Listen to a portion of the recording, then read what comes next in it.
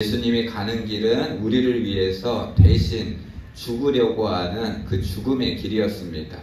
그 길을 가는 과정 가운데서 오늘 누가복음 13장은 그 예수님의 그 여정을 이렇게 이야기합니다. 예루살렘으로 가는 모든 과정 가운데 각 성을 다 들리고 각 마을들을 다 들렸다라는 겁니다. 꼼꼼하게, 세세하게 어디 빠진 데 있나, 어디만 중요하고 어디는 중요하지 않냐, 이렇게 생각한 것이 아니라 각 성, 각 마을로 다니사 가르치셨다라고 말합니다. 무엇을 가르치셨는가라는 것을 오늘 그 23절을 통해서 알 수 있습니다. 그것이 무엇이냐? 어떤 사람이 여짜오되 주여 구원을 받는 자가 적으니까? 라고 묻습니다. 어떤 가르침을 하셨기 때문에 예수님의 그 가르침에 이 어떤 사람이 질문을 던지는 겁니다. 주님, 구원을 받는 자가 적습니까? 그 숫자가 많지 않습니까? 라면서 간절함을 가지고 이야기하는 겁니다. 그렇다라고 한다면 각 성, 각 마을로 다니시면서 예수님께서 하신 말씀은 무엇이냐? 구원을 받을 만한 자가 그렇게 많지 않다라는 겁니다. 이 메시지는 우리에게 그리고 당시의 사람들에게 많은 것을 깨닫게 하는 그런 부분입니다. 당시에는 유대인들 가운데 10%가량이 성전 지도자였고 바리새인이었고 서기관과 사두개파 사람들이었습니다. 이 사람들이 유대인의 10%를 감당하는 그런 10%의 상위 10%의 사람이었습니다. 그래서 이 사람들은 자기들만의 그런 방식을 가지고 사람들을 나눕니다. 율법주의자들은 율법으로 나누고, 또한 성전의 지도자들은 성전에 얼만큼 열심을 다하느냐 이런 거로 나누고, 사두개인들은 또 자기들의 방식으로, 서기관들은 서기관들의 방식으로 사람들을 구분하기 시작합니다. 그래서 나머지 90%의 일반적인 사람들을 가리켜서 아마레츠다 이렇게 불렀습니다. 아마레츠는 땅의 사람들이다 라는 그런 어찌 보면 좋은 말인데, 그 당시에 이 10%의 사람들이 아마레츠다 라고 부르는 이유는 무엇이냐? 저들은 율법도 제대로 지키지 않고 살아가고 성전을 중심으로 살아가지도 않고, 그리고 자기들의 가르침을 온전히 배우지도 못하고 자기들의 기준에 떨어지는 사람들이기 때문에 저들에게는 구원받을 수 있는 그런 자격이 없다라고 그렇게 바리새인과 그리고 서기관들과 사두개인과 그리고 성전 지도자들이 이야기했습니다. 그러니 어찌 보면 유대인들은 선택받은 민족이고 하나님께서 택하신 백성이라 구원을 받는다라는 것이 당연한 것으로 여겨졌는데, 사회의 풍조가 구원받는 자들은 정해져 있다라는 겁니다. 마치 요한계시록의 말씀을 가지고 이 신천지라는 그런 사이비에서 14만 4천 명을 이야기합니다.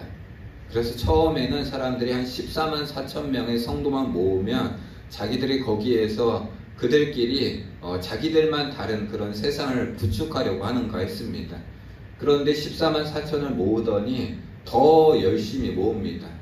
그래서 한 100만 명 가량 지금은 된다라고 이야기하는데, 그 100만 명 중에서 14만 4천 명만 뽑히니까 너희들끼리 더 열심히 경쟁해야 된다라고 이야기를 하게 됩니다.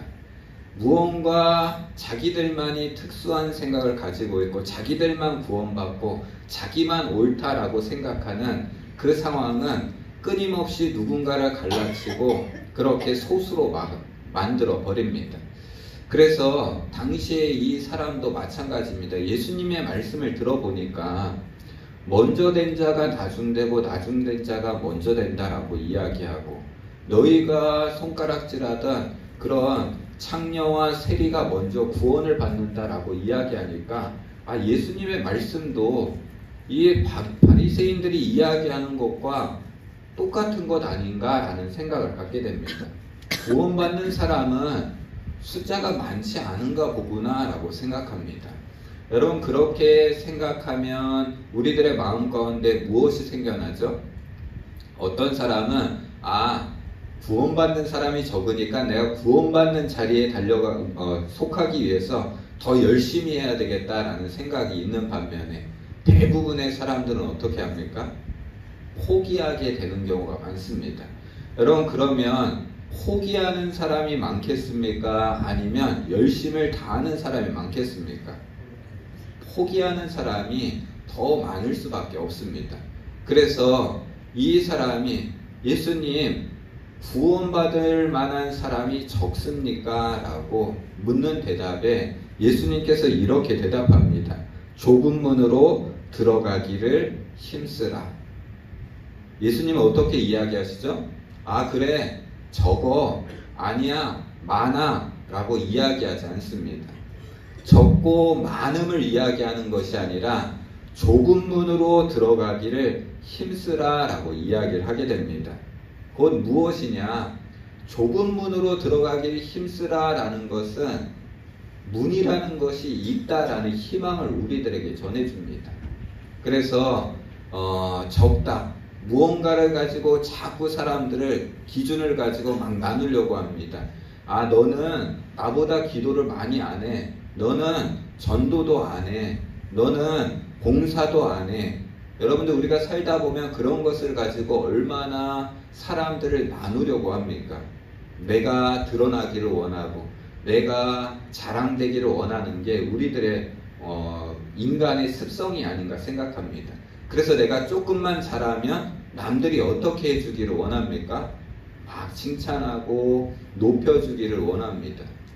저도 여기 처음 와가지고 교역자회를 해가지고 교역자회의 때 당시에 감독님이 참석하셨는데 제가 말씀을 전하고 감독님이 나중에 인사할 때 참 김 목사님이 설교를 잘하신다, 나중에 대단한 분이 될 거다라고 그 말 듣자마자 얼마나 으쓱했는지 모릅니다.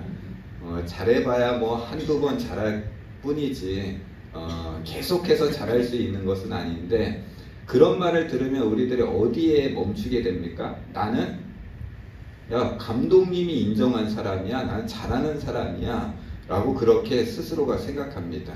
그래서 우스갯소리로 그렇게 누구랑 목사님들이랑 이야기할 때도, 비슷한 연배 목사님들이랑 이야기할 때도 그런 이야기 합니다. 목사님, 감독님한테 인정받아봤어? 이런 이야기 합니다. 그러면 깔깔대고 웃습니다. 여러분, 우리가 무언가를 내가 되었다, 만족한다, 그것을 생각하는 것으로는 주님께서 무엇이라고 이야기하냐면 구원을 받을 수 없다라는 겁니다. 내가 목사가 되었다라고 해서 구원을 받을 수 있는 것도 아니고, 내가 신약, 구약, 교수가 된다라고, 박사가 된다라고 해서 내가 구원을 받을 수 있는 것도 아니다라는 겁니다. 주님께서는 무엇을 이야기하냐면 좁은 문으로 들어가라 라는 것을 이야기합니다. 그러면 좁은 문이라는 것은 무엇일까 라는 것을 생각해 봐야 합니다. 예수님 시대에 예루살렘으로 들어가는 성문을 헤롯 왕이 건축을 했습니다. 그 높이가 30m였고 그리고 그 너비는 13m 정도 되었다라고 이야기를 합니다. 쉽게 이야기하면 우리나라에 보면 독립문 같은 그런 문이 있잖아요. 그런 문이 높이가 꽤 되는데 30m라고 하면 어느 정도 되는 건물입니까? 30m면 보통 높이가 한 층이 3m 정도라고 잡았을 때 아파트 10층 높이입니다. 그러면 어마어마하게 얼마나 큰 문인지 아시겠죠? 그리고 들어갈 수 있는 넓이는 13m 정도 되니까 아마도 우리 교회 한 이 정도 되는 그 넓이로 들어갈 수 있습니다. 대형차들이 들어갈 수 있고, 지금 우리 지금 같은 시대 뭐 덤프트럭 같은 것도 들어갈 수 있을 정도로 엄청나게 넓은 그런 문이 바로 당시에 예루살렘의 문이었습니다. 그런 큰 문으로 들어간다라고 하면 얼마나 영화롭습니까? 그런데 예수님께서는 그 문이 아니라 좁은 문으로 들어가라 라고 이야기합니다. 좁은 문이라는 것은 무엇입니까? 당시에 그런 유럽 사회나 그런 고대 근동 사회에는 성벽이 있고 성문이 있고 성문에 또 작은 문이 있습니다. 그 문으로 들어가라 라는 이야기입니다. 여러분들의 집에도 그렇게 대부분 그런 문들이 되어 있지 않습니까? 두 개의 대문이 있고 한쪽 문에 사람만 들어갈 수 있는 그런 쪽문이 있습니다. 그래서 대부분은 여러분들 어디로 들어가죠? 쪽문만 사용합니다. 그러나 뭐 차가 들어가야 되거나 큰 짐이 들어가야 되거나 이럴 때는 큰 문으로 들어갑니다. 여러분, 그러면 쪽문으로 들어갈 때 여러분들은 어떻게 들어가죠? 몸을 숙이고 들어가야 합니다. 지금은 좀 낫지만 80년대, 70년대 쪽문들은 제가 생각할 때 더 작았던 거로 기억해요. 그래서 어릴 때는 제가 그냥 이렇게 들어갔는데 크고 나서 할아버지 집, 외삼촌 집에 갔는데 그 쪽문을 들어가는 게 얼마나 힘들었는지 모릅니다. 예전에는 어떻게 이렇게 다녔나. 그래서 우리 외할머니가 50대 때 이미 허리가 굽으셔가지고 기역자로 다니셨나, 이런 생각도 하기도 했습니다. 그 좁은 문으로 들어간다라는 것을 몸을 웅크려야 되기 때문에 얼마나 힘이 듭니까? 그런데 내가 짐 같은 걸 가지고 있습니다. 짐 같은 걸 가지고 있으면 좁은 문으로 들어가면 어떻습니까? 더 힘듭니다. 그냥 서서 이렇게 들고 가야 편한데 좁은 문으로 들어가려면 어떨 때는 한 번에 들어가지 못해서 짐부터 집어넣고 그리고 몸이 들어가게 되는 그런 경우들도 있습니다. 그리고 좁은 문은 늘 우리에게 조심하지 않으면 손가락이 자꾸 그 문에 끼게 되는 그런 경우들이 있습니다. 저 어린 시절에 보면 그 좁은 문으로 들어가다 문 닫다가 이 손가락 살점이 찝혀가지고 그 피멍이 들었던 기억이 많이 있습니다. 그 좁은 문이라는 것은 우리들에게 많은 그런 불편함을 제공합니다. 곧 무엇이냐? 좁은 문으로 들어간다. 구원받은 사람이 적냐 많냐 라는 것을 이야기할 때 사람들은 이야기합니다. 바리새인들의 말대로 하지 않으면 구원 못 받는다. 서기관들의 가르침 따르지 않으면 구원 못 받는다. 사두개인들은 이야기합니다. 바리새인들은 살면 구원 못 받아. 우리처럼 살아야 돼 라고 이야기합니다. 성전의 지도자들은 이야기합니다. 택함 받지도 못한 것들, 하나님의 일에 쓰임받는 우리들의 말을 들어야지 너희들이 구원받는 거야 라고 이야기를 합니다. 사람들은 끊임없이 어떻게 이야기합니까? 너는 잘하는 사람이야, 너는 못하는 사람이야, 평가하려고 한다라는 겁니다. 그래서 그 평가를 통해서 늘 우리들은 무엇을 생각하냐면 내 마음이 자꾸 흔들립니다. 그래서 내 마음에 맞지 않는 것을 보면 우리에게 무엇이 생겨나죠? 우리의 마음 가운데 의심이 생겨나게 되고 그리고 미움이 생겨나게 됩니다. 내가 생각할 때는 이것이 맞는데 저 목사님은 다르게 하네. 내가 생각할 때 이런 게 맞는데 저 권사님은 다르게 행동하네 라는 것을 보면서 우리들이 상처를 받는다라는 겁니다. 그러니 우리들 스스로의 기준을 가지고 자꾸 무언가를 나누려 한다라는 겁니다. 좁은 문으로 들어가는 것이 무엇인가? 집주인이 일어나 문을 한 번 닫은 후에 너희가 밖에 서서 문을 두드리며 주여 열어주소서 하면 그가 대답하여 이르되 나는 너희가 어디에서 온 자인지 알지 못하노라 하리니 그때에 너희가 말하되 우리는 주 앞에서 먹고 마셨으며 주는 또한 우리를 길거리에서 가르치셨나이다 하나 그가 너희에게 말하여 이르되 나는 너희가 어디에서 왔는지 알지 못하노라. 행악하는 모든 자들아 나를 떠나가라 하리라. 너희가 아브라함과 이삭과 야곱과 모든 선지자는 하나님 나라에 있고 오직 너희는 밖에 쫓겨난 것을 볼 때에 거기서 슬피 울며 이를 갈리라. 사람들이 동서남북으로부터 와서 하나님 나라 잔치에 참여하리니 보라 나중된 자로서 먼저 될 자도 있고 먼저 된 자로서 나중될 자도 있느니라. 좁은 문으로 들어가라 라고 말씀하시면서 무엇을 말씀하시느냐? 그 문이 닫혔을 때 이루어진 일을 이야기합니다. 좁은 문이 닫히게 되면 어떻습니까? 그때는 그 주인과 함께 식탁에서 함께 밥을 먹고 또한 가르침을 받고 함께 살았다 하여도 그 사람들이 구원받을 수 없다라는 이야기입니다.